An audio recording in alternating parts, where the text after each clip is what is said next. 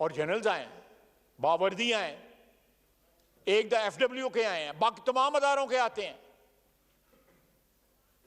तो नैब का अदारा क्यों नहीं अकाउंटेबिलिटी दे सकता? या सिर्फ उसको हक है कि वो अपनी मर्जी की अकाउंटेबिलिटी जिसका मर्जी करता रहे?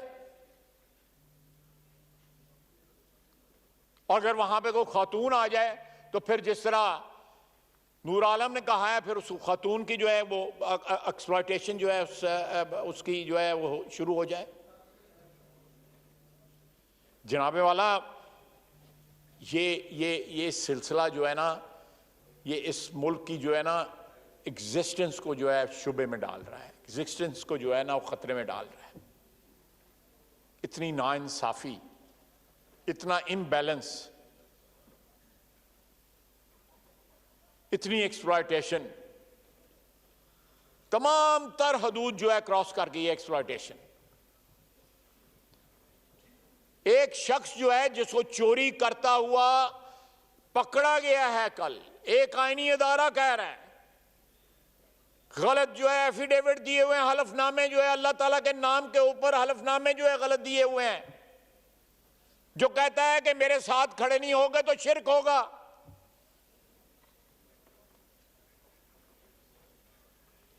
जो वादा उला शरीक के साथ जो है अपने खुदा अल्लाह ताला मुझे माफ करे, किसी की मजहबी हमीयत नहीं जागती वो जब ऐसी गुफ्तगू करता है। और खुदा न खास्ता अगर कोई गैर मुस्लिम कोई बात कह दे हमारे दीन के खिलाफ या हमारे मजहब के खिलाफ या नबी सल्लल्लाहु अलैहि वसल्लम के खिलाफ, जरूर हमें प्रोटेक्ट करना चाहिए, हमारा मजहबी फरीजा है। लेकिन जब एक हुक्मरान जो है, एक साबिक वजीर आजम, मौजूदा एक सियासी रहनुमा है अपनी पार्टी का, वो इस किस्म की गुफ्तगू करता है तो किसी की मजहबी हमीयत नहीं जागती? कोई धरने देने नहीं आता फैजाबाद पे, कोई जुलूस नहीं निकालता, कोई इस्लामाबाद पे दावा नहीं बोलता, मार्च नहीं करता।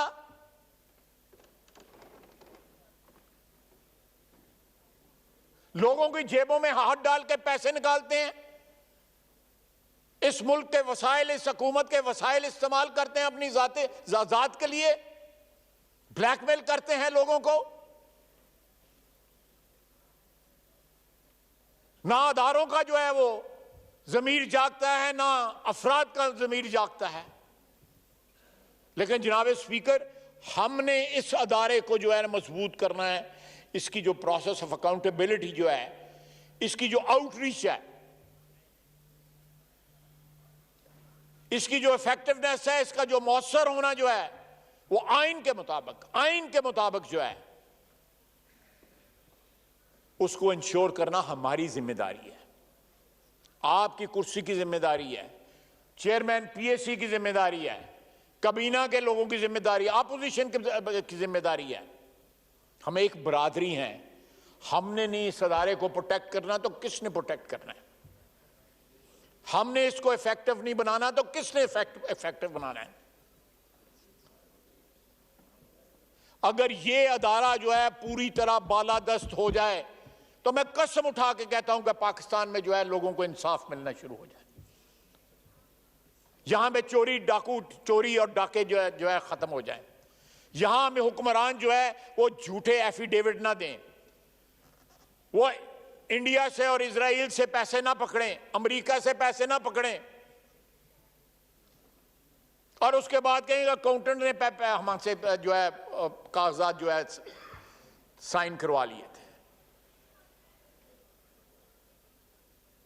मेरा ख्याल है जनाब स्पीकर, मैं ऑफ द कफ सजेशन दे रहा हूं कि यहां पे कोई पार्लियामेंट्री कमेटी जो है एक स्पेशल बनाए जो इन चीजों को देखे, या ये इख्तियार भी पीएससी को दें कि हम अपनी परफॉर्मेंस की भी तो अकाउंटेबिलिटी करें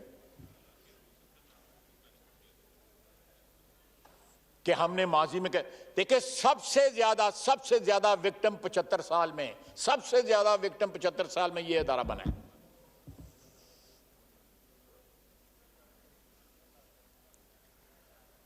कभी फौजी टेक ओवर इस अदारे का खून करते थे, कभी 58(2)B करती थी। हमने इस अदारे को अल्हम्दुलिल्लाह पिछले 10-12 साल में इस अदारे के साथ हादसा नहीं हुआ। 2008 के बाद 14 साल हो गए हैं। अल्लाह ना करे कि हादसा हो, लेकिन बहुत दफा हम हादसा के बड़े करीब पहुंच गए। ये बातें जो है बाआवाज़ें बुलंद होनी शुरू हो गई कि आज गए कि कल गए। हमें ये चीज इंश्योर करनी पड़ेगी कि अगर हमने अपना एग्जिस्टेंस जो है 14 साल के लिए प्रोटेक्ट कर लिया, अल्लाह ताला हमें हमेशा इस अदारे को कायम रखे आईन और कानून के मुताबिक, लेकिन इसकी इफेक्टिवनेस भी इंश्योर होनी चाहिए। अगर वजूद है तो उस वजूद का एहसास सारे पाकिस्तान में होना चाहिए, सारे अदारों को होना चाहिए कि पार्लियामेंट जिंदा है और पाइंदा है। पार्लियामेंट एक ऐसा अदारा है जो बालादस्त है, जो अगर चैलेंज करता है कोई शख्स जो है या कोई अदारा एक कमेटी को, तो पार्लियामेंट उस कमेटी के पीछे खड़ी है। पार्लियामेंट ये इंश्योर करे कि वो कमेटी उनका इसका हिस्सा है और उसी तरह प्रोटेक्ट होगी जिस तरह पार्लियामेंट प्रोटेक्ट होती है। वमा अलैना इल्लल बलाग। कौमी असम्बली का इजलास जारी है। ख्वाजा आसिफ इज़हार ख्याल कर रहे थे। उन्होंने कहा कि 75 सालों में पार्लियामेंट सबसे ज़्यादा विक्टिम बना। 2000 के बाद भी हम हादसात के बहुत करीब पहुंच गए थे। पार्लियामेंट के वजूद का एहसास सारे इदारों और सारे पाकिस्तान को होना चाहिए कि पार्लियामेंट ही बालादस्त है।